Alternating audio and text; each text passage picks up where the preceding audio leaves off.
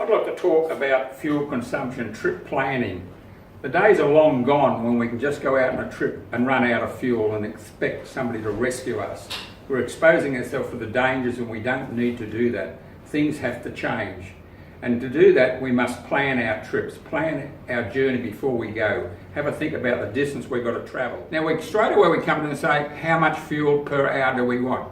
And that is what we're talking about, the burn rate of our motor.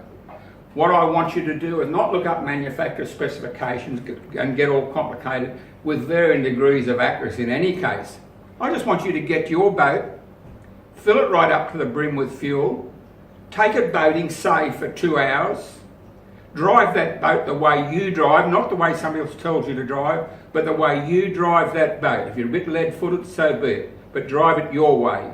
Come back after 2 hours, top it up again. And how much fuel do you take? Let's say 60 litres. That means you have a burn rate of 30 litres per hour. You can write that in the back of your diary because that's valuable information for you to maintain as far as your boat goes and trip calculations and trip planning. 30 litres per hour. A third of our fuel to go to where we're going, a third to come back, and a third in reserve.